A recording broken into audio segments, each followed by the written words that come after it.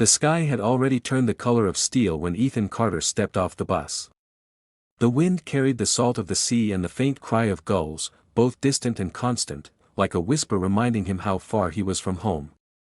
His father's voice still echoed in his mind, calm, commanding, final. "You'll stay with Michael Reed for a while. You can learn a thing or two from him." Ethan didn't argue. He rarely did. His father, Robert Carter, was a man whose decisions left no room for discussion. The idea of staying with his father's old friend, someone he barely remembered from childhood, had filled Ethan with quiet dread. Yet now, as the sprawling coastline stretched before him and the house appeared at the end of a winding road, curiosity replaced hesitation. The house was larger than he expected, its wooden exterior faded but dignified, like something from an old photograph that refused to lose its color. A single light glowed from the window, soft and golden against the gray evening. When Michael Reed opened the door, Ethan felt both relief and uncertainty. "Ethan Carter," Michael said, his voice carrying a warmth that didn't feel rehearsed. "I haven't seen you since you were, 10, maybe 11. Ethan smiled faintly. "That sounds about right." Michael stepped aside, motioning him in. The house smelled faintly of paint and cedar, the air alive with quiet music from somewhere upstairs. The walls were lined with paintings, landscapes mostly, but there was something about them that drew Ethan in. They all seemed to share the same loneliness. "I hope you don't mind a bit of clutter," Michael said, leading him to the guest room. "Artists never do well with order." "I don't mind," Ethan replied. "It feels alive." Michael glanced at him then, surprised by the sincerity in his tone. "That's a rare compliment. Most people just call it messy." They both laughed softly, and the sound filled the silence between them. It felt easy, unexpected. At dinner, the conversation moved slowly, like the rhythm of the waves beyond the glass doors. Michael asked about Ethan's studies, his plans, his life back in the city. Ethan answered politely, carefully. He didn't say how uncertain everything felt since graduation, how he felt like a stranger in his own life. Michael didn't press, but his eyes carried an understanding that felt dangerous in its gentleness. When he spoke about Ethan's father, his tone softened. "Robert was once my closest friend. We used to argue about everything, philosophy, art, even who made the better coffee. He was fierce, in every sense." Ethan nodded. "He still is." Michael smiled wistfully, sipping his wine. "And you? Do you take after him?" "I don't think so," Ethan said quietly. "He's certain about everything. I'm not certain about anything." The words hung in the air like an unplanned confession. Michael didn't respond immediately, but his gaze lingered, thoughtful and steady. It wasn't judgmental, just aware. Ethan found himself wishing he hadn't said so much, yet part of him was relieved he had. Later, as they stood on the veranda, the night spread around them like velvet. The ocean scent mingled with the sharpness of pine. Michael leaned against the railing, the dim light tracing the lines of his face. "Your father told me you were looking for direction," he said. "But maybe it's not direction you need. Maybe it's space to listen to yourself." Ethan didn't know what to say. He looked out over the dark water instead, where the moonlight broke into fragments on the surface. "Sometimes I don't even know what I'm listening for," he murmured. "That's how you know it's important," Michael replied. The air between them shifted then, subtle, weightless, and yet unmistakable. Ethan felt something stir inside him, something unfamiliar and almost alarming. It wasn't attraction in the simple sense, it was recognition. Like two parts of the same silence finding each other, inside, Michael poured them both another glass of wine. His movements were unhurried, deliberate, as though the night had all the time in the world. Ethan watched him, aware of how easily the man carried himself, how his voice softened when he spoke, how even his pauses felt meaningful. When Michael asked about Ethan's art, because Ethan had once mentioned painting in passing, he answered with hesitation. "I used to. Not much anymore." "Why not?" "I don't know," Ethan said. "Maybe I stopped seeing the point." Michael nodded, his expression unreadable. "Art isn't about the point. It's about the truth you're brave enough to face." Ethan looked down at his glass, tracing the rim with his finger. The phrase lingered, heavy in his chest. The truth you're brave enough to face. He wondered if Michael was speaking about painting, or about something else entirely. When the clock struck 10, the conversation faded naturally. Michael showed him to his room, and for a moment, they stood in the doorway facing each other. The silence was calm, not awkward, but filled with something unspoken. "If you need anything," Michael said, "my room's just across the hall."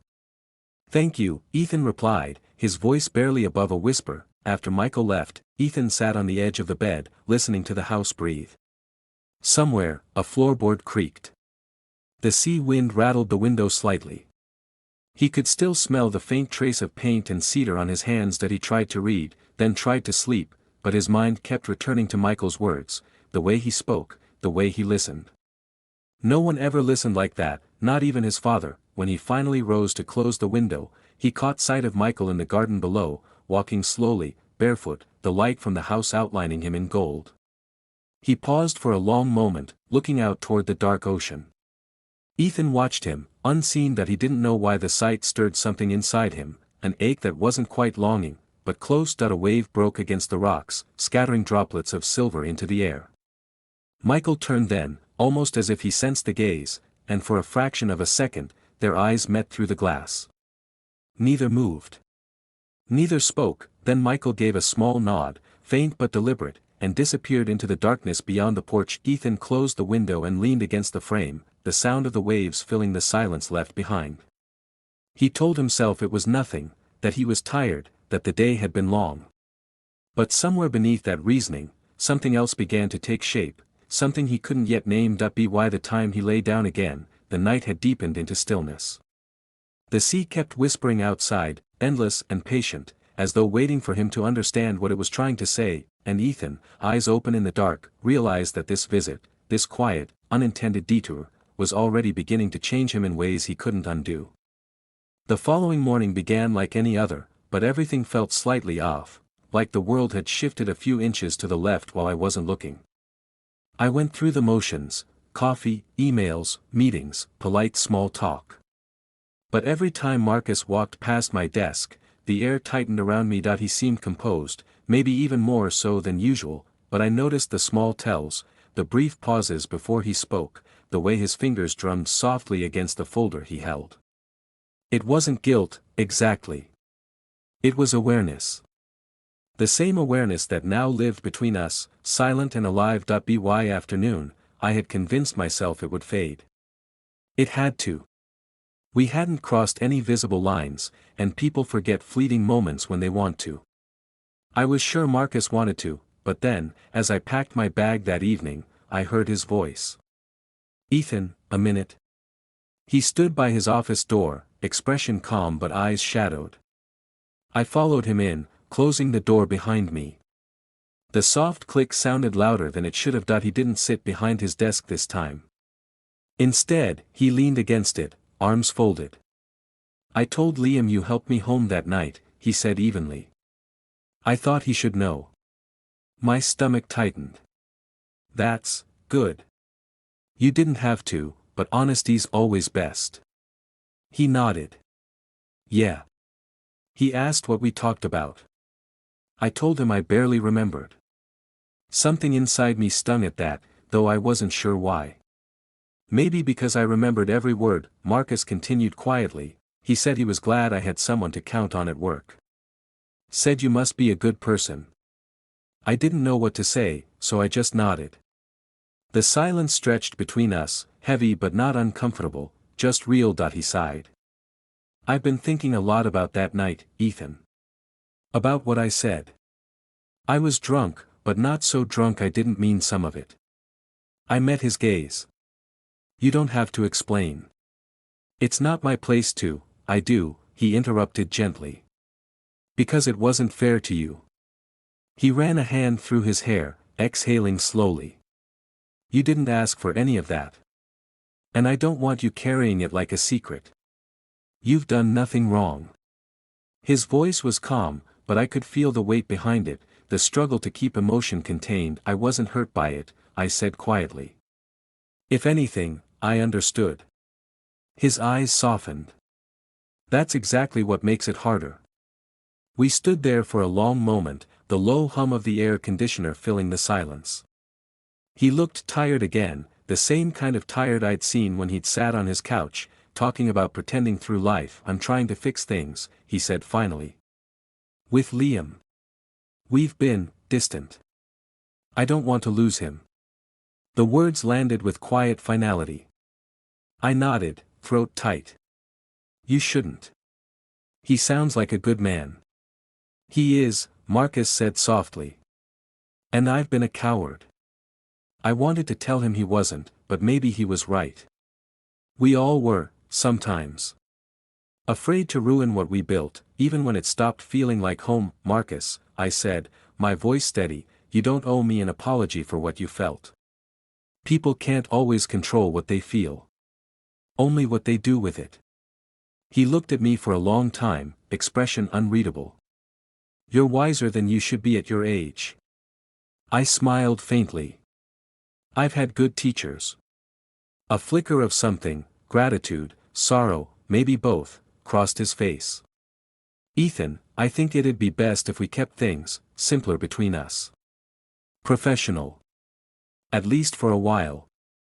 I'd expected it. Still, hearing it made something inside me sink, slow and heavy. "That makes sense." He nodded. "You're good at your job. I don't want to make it harder for either of us." The conversation ended there, but his tone lingered in my chest long after I left his office. Days passed quietly. He kept his word, professional, polite, distant. I did the same. We spoke only when necessary. But sometimes I'd catch him looking out his office window during late hours, his expression somewhere far away. I never asked what he was thinking. Some silences are better left untouched. A week later, I found a note on my desk. His handwriting, precise, slanted, confident. "Thank you for being there when I wasn't myself. You reminded me of something I'd forgotten, that honesty doesn't always destroy, it sometimes saves. Take care of yourself." Ethan.no signature, but it didn't need one. That night, I stayed late at the office. The city lights glimmered outside, reflections rippling across the rain-slicked windows. For a moment, I imagined Marcus walking through the door again, tie loosened, asking if I ever got tired of being the reliable one. But the image dissolved as quickly as it came. Maybe that was the lesson: we're all temporary chapters in someone else's story. Sometimes we leave a mark, sometimes just a page turned too quietly to notice. When I finally shut down my computer and stepped outside, the rain had started again, soft and steady, like the night it all began. I walked without an umbrella, letting the water soak through my shirt. The air smelled of wet asphalt and something bittersweet I couldn't name. That I thought about Marcus and Liam, how they might be talking right now, maybe rebuilding what had cracked. I hoped they were. Despite everything, I wanted him to be happy. Somewhere deep down, I also knew I'd miss him, not the boss, not the man who apologized, but the version of him that existed only in those quiet, suspended moments. The one who had let himself be seen. By the time I reached my apartment, the rain had slowed. I poured a glass of water, stood by the window, and watched the city blur through streaks of moisture. It felt almost poetic. The same rain that had begun this strange, unspoken chapter was now washing it away. Maybe that was what closure really was, not forgetting, but learning to stop rewriting the same night in your head. That I picked up my phone, opened our last email thread, and hovered over his name for a moment. Then I closed it. Some stories don't need an ending, they just fade when they're ready. As I turned off the lights and lay in bed, I could still hear the soft echo of his voice, steady, tired, human. "You reminded me of who I used to be." I wondered if he'd ever think of me when it rained again. I knew I would. The morning after the storm was unnervingly still. The mountains wore a fresh layer of mist, and the air outside the cabin smelled clean, too clean, as though the night before had been washed away. Ethan woke to silence, broken only by the slow crackle of new firewood and the faint sound of water dripping from the roof. His head felt heavy, not from wine, but from everything that had gone unsaid. Caleb stood by the counter, pouring coffee into 2 mugs. His expression was unreadable, calm, almost casual, but something beneath it had changed. His voice when he spoke was soft, careful. You sleep at all? Ethan shook his head. Barely. Caleb handed him a mug. Yeah. Me neither. They sat across from each other, separated by the narrow table that suddenly felt like a chasm. The quiet wasn't comfortable this time. It was thick, weighted with what they hadn't done but almost had. Ethan stared into his cup, the rising steam blurring his reflection. He wanted to say something, apologize, explain, retreat, but no words fit. Finally, Caleb broke the silence.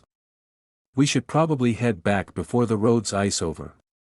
Ethan nodded, grateful for the practicality of the statement. Yeah. Let's do that. They packed in silence.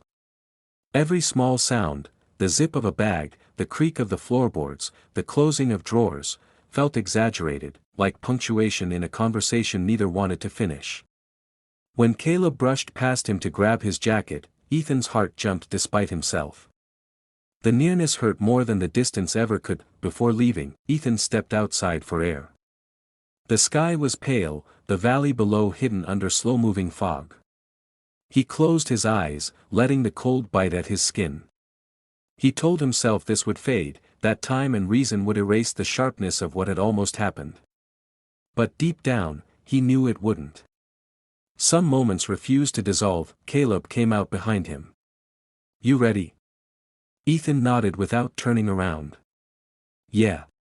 The drive down the mountain was quiet. The winding roads felt endless, and each curve brought a new kind of tension, the kind that comes from knowing silence is safer than truth. Caleb focused on the road, his jaw tight, knuckles pale against the steering wheel. Ethan watched the landscape blur past, trees melting into shades of gray and green. He wanted to say something that could make the air lighter, but everything that came to mind felt dishonest. Halfway down, Caleb finally spoke. You don't have to hate me for last night. Ethan turned to him. I don't. Caleb's eyes stayed on the road. Then what do you feel? Ethan exhaled slowly. Confused. Guilty. Maybe both. About me? About everything. Caleb gave a faint nod, almost to himself. I didn't plan it, you know. I know. Ethan paused.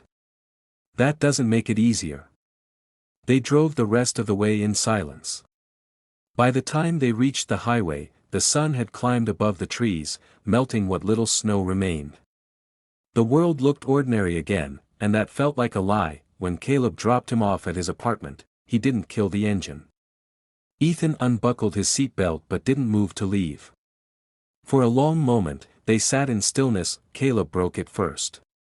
Take care of yourself, Ethan. Ethan nodded, his throat tight. You too. He stepped out, closed the door, and stood on the curb as the truck pulled away. The sound of its tires faded into city noise until it was gone entirely. For the first time in days, Ethan felt utterly alone. Inside, Ryan was home early. He looked up from the couch, smiling with that easy familiarity Ethan had always found comforting. Hey, you're back sooner than I thought. How was it? Ethan managed a smile. Peaceful.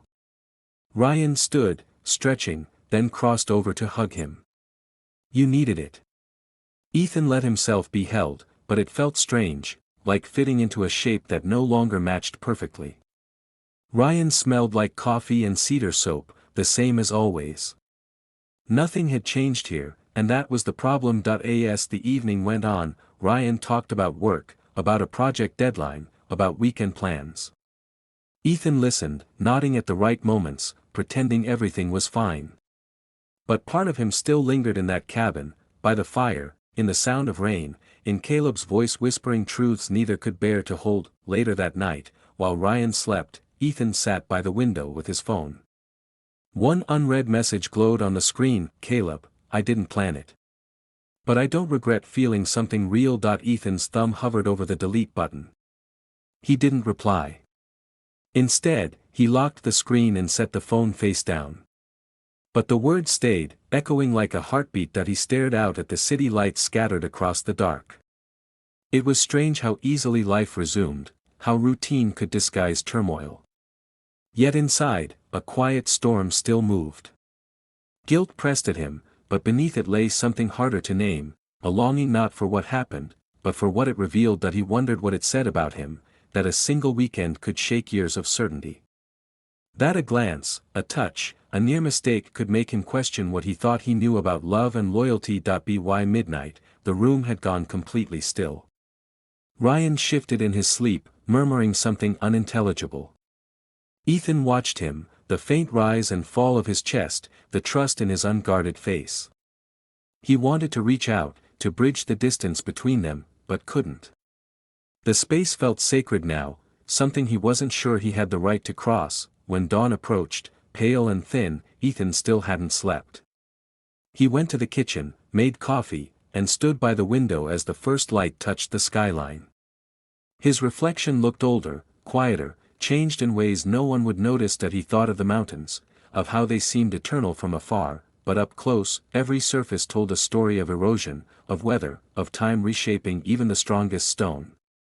Maybe people weren't so different. Caleb would fade, he told himself. The memory would dull, the guilt would soften. But part of him knew better. Some stories don't end, they just become quieter versions of themselves, hidden in the folds of ordinary life. Ethan took a slow breath and whispered to the empty room, "The mountains keep secrets." Then, almost to himself, softer still, "So do I." He set the mug down, straightened his posture, and turned toward the day waiting for him. But as the sunlight broke across the room, he couldn't quite shake the feeling that something inside him had shifted for good, and that the silence he carried from that cabin would follow him long after everything else had been forgotten.